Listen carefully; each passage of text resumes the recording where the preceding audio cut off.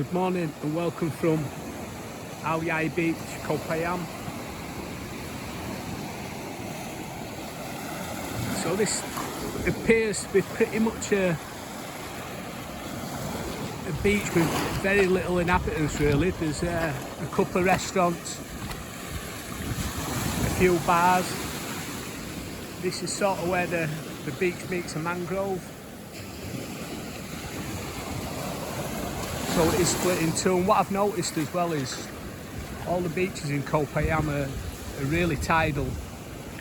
So yesterday when we arrived in Buffalo Bay, there must have been 50 metres at beach depth. But then this morning it was down to about 15 metres. So it is a really tidal island. And from looking at this beach, I think you get quite a lot of the surfing crowd coming down just in the distance. It looks like there's, just a few small waves that are breaking. Maybe it'd be alright for bodyboarding. But in storm season, I think this is one of the beaches where you get a lot of the Thai surfing community come. So even though the sea is perfectly calm, there's no swell on it. The waves are starting to break a bit, so I suppose you could have a little bit of fun. There's a few people in the water down there.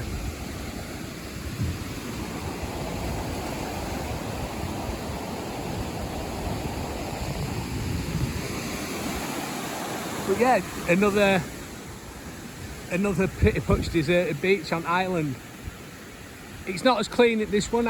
For some reason, Buffalo Bay, maybe because its natural shape, it protects itself. It's far too big for people to be, manicuring and keeping nice. It was just all naturally nice. Because Buffalo Bay is absolutely huge, and so is this Aow Yai. It must go on for a few k's if it goes all the way around to the tip of that peninsula.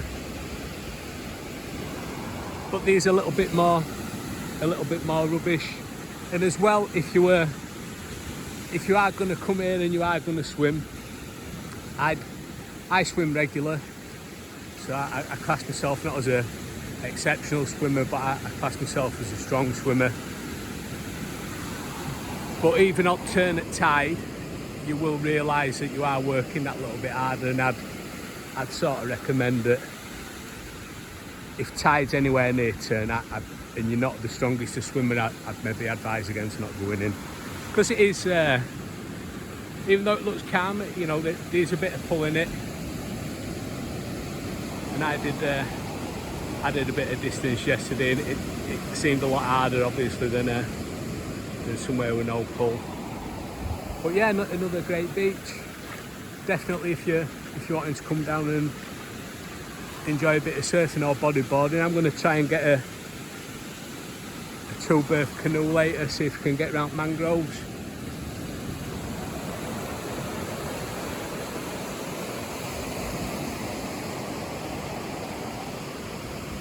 And it's really easy to get around island. I got a motorbike today for 150 baht a day. I could probably have got it a bit cheaper. I just got it from the girl from the hotel, got me it, or from the bungalow. And it just saved messing about with pictures of passports and stuff like that. So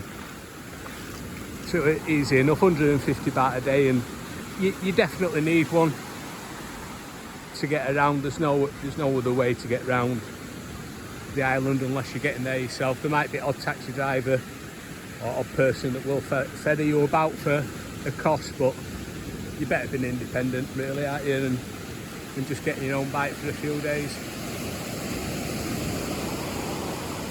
But I'll leave you there, and it's time to find somewhere for a massage now. So this is the centre of Aow Yai beach. So the bit I just filmed there was over on the far end there. So I'm about halfway up now, and I must admit this part of the beach is it's a lot cleaner. It's really clean, really beautiful sand, and I think think the sand's better than Buffalo Bay, to be honest. It's a lot finer. It's not as gritty. But yeah, this looks like a great set of beach.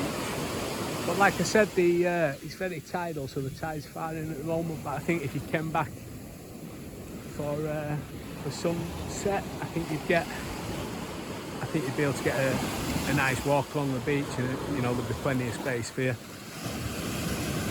Then you would get a good sunset here in Buffalo Bay. You're facing the west, so it is really nice on an evening. But yeah, again, another part of the beach that's pretty much totally deserted. There's nobody here. I've just been speaking to a young woman that owns a techno club in centre of Island. I believe it's called Musique or Musica, but she said that she don't really open until the start of November. So this is low season, but the end of low season. I think if you come in October, you're still going to get good weather, and you're going to pretty much have Island to yourself.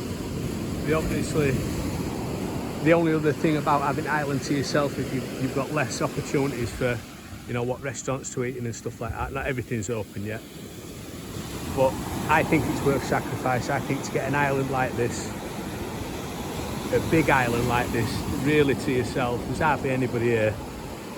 It's worth having to drive about to find somewhere to eat. But yeah, totally impressed with this island, and I know for a fact we'll be back in future.